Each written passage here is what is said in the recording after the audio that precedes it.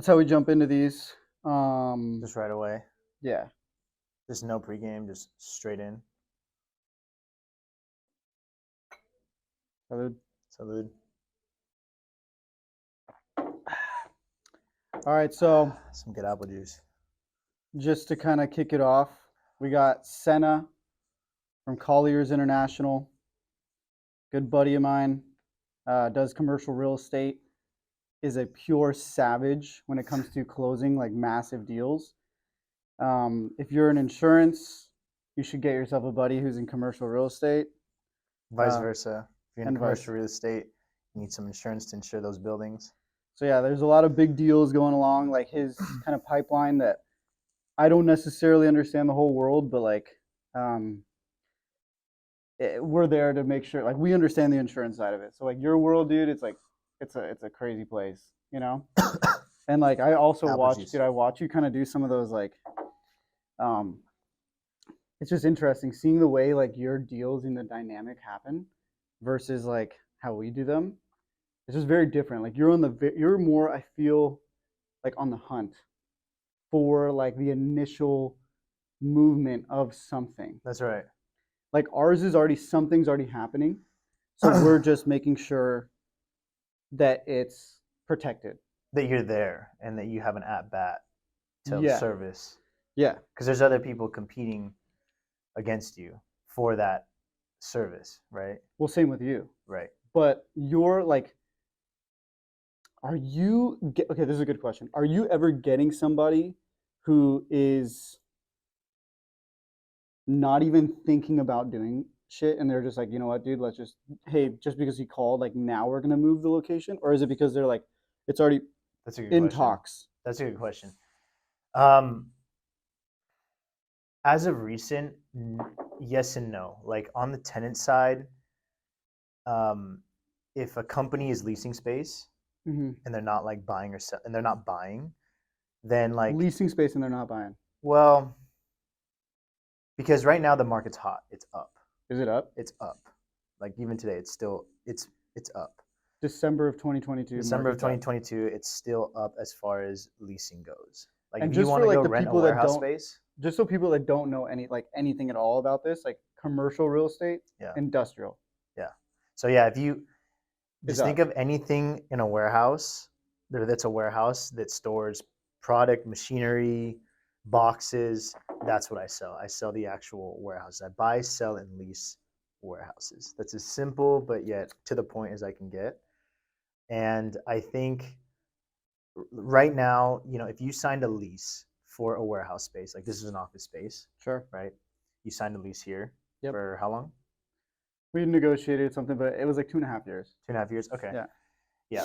So see, the office market's kind of not doing so hot right now. So that's why Why? you were able to get a 2.5 year deal, because some people are working from home, other companies are fully remote.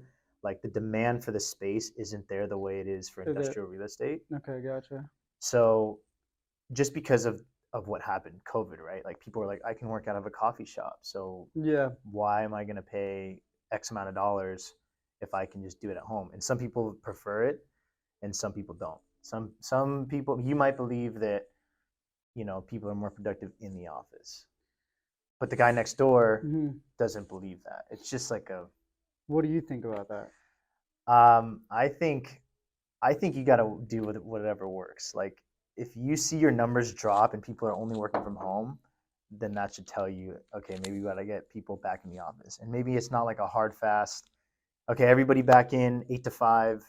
Maybe you do some type of hybrid thing, because that's what I think a lot of people are looking for. The hybrid. The hybrid of like, okay, I can work some days at home, but then I can go into the office when I need to collaborate with the team or test a product out, whatever it might be.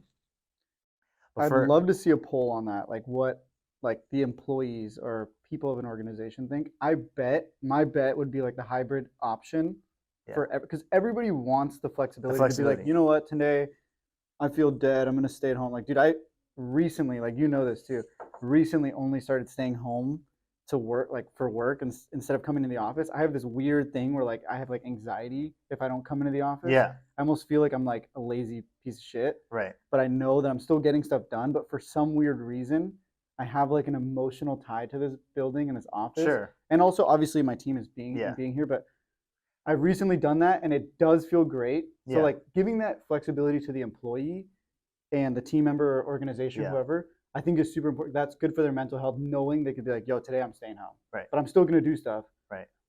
Because if you, Anyways. let's say you close 50 deals a day. If you, when you work at home, if you close lot of 80 deals. deals a day, just argument's sake, For sure. you're doing better at home. Yeah.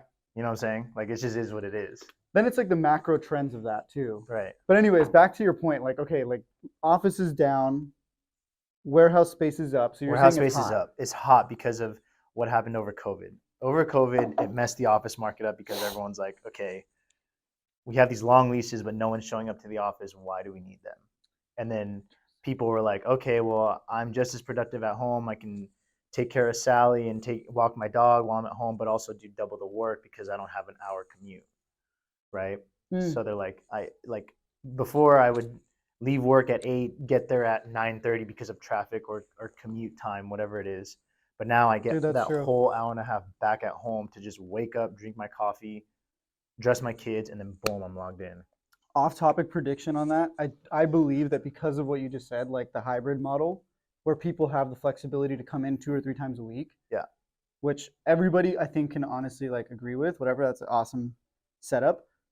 The real estate market. This is now I'm talking residential. This is totally different now. I'm just prediction. I don't know why this just came to my mind, but prediction that the real estate markets and pockets surrounding major cities. I think Gary Vee said this like a while ago. I straight up believe this. I think like Los Angeles, surrounding cities and like San Diego, like Temecula, I don't know, like Fallbrook, Murrieta, even inner cities of Los Angeles, like Pomona, like the IE, I think are going to be big, like because everybody's going to have that middle ground where like, okay, I could get to LA in an hour if I really need to, like 2 times a week. And meanwhile, the other 3 days I'll stay home and like, I don't need to commute, but I'm going to live somewhere where it's significantly cheaper. Right. So those markets surrounding where they're way cheaper are going to start to fire a boom up.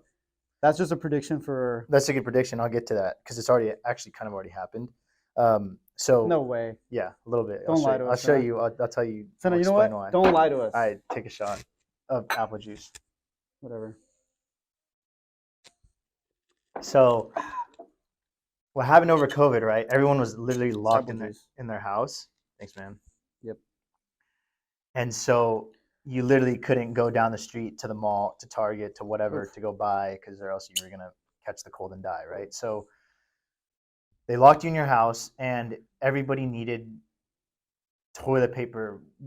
Everybody had now time to remodel their home, so the furniture and the home appliances shot through the roof, and you couldn't go to the store, so you had to ship them in a box to these warehouses and then ship them to the houses, right? Okay. Wherever they're coming from So they China, couldn't.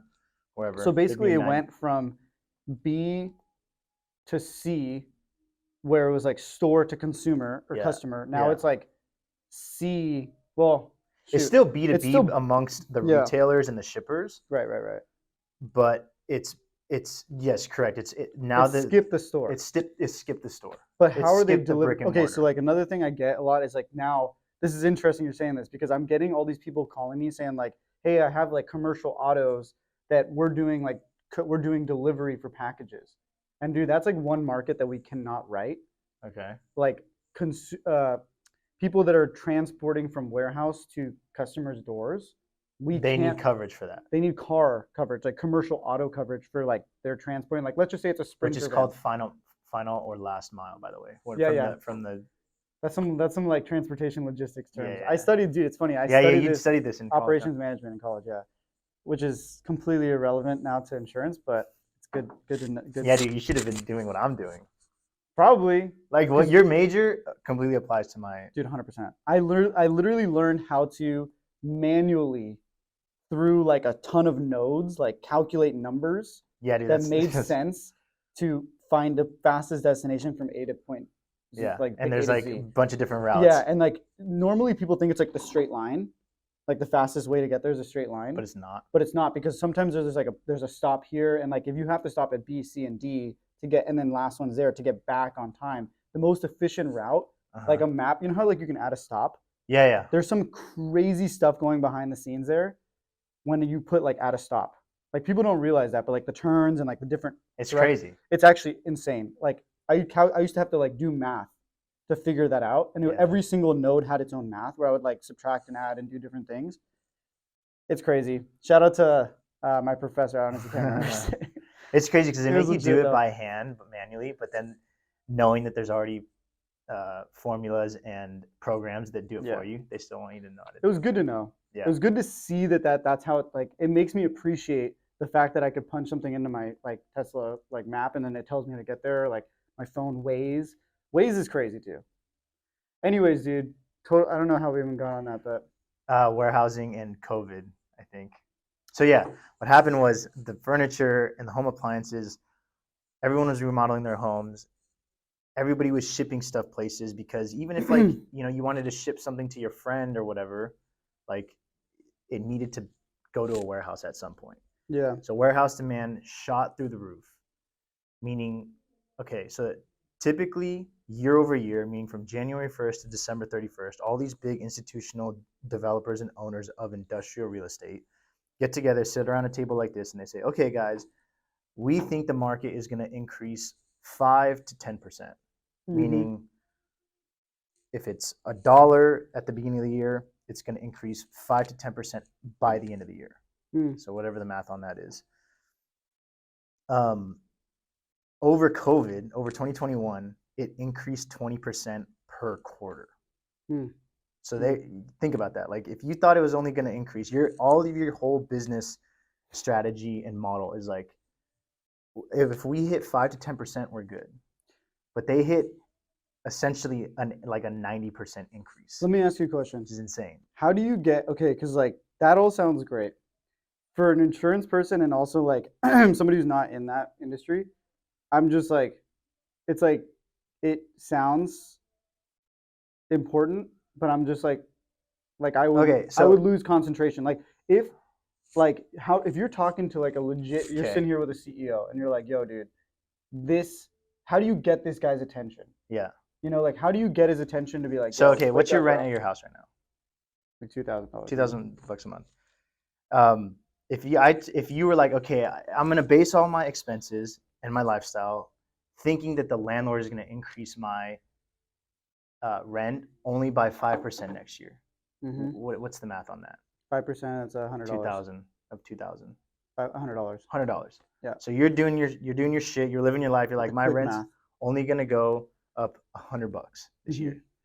You get to the end of the year and he's like, hey, Chris, actually, your rent is now $4,100. Yeah, that'd be messed up. That's what happened. And so now you're like, I mean, as the tenant. As the tenant. So like, pretty sure Adelphia's doing all right. Maybe you could afford that. Maybe you can't.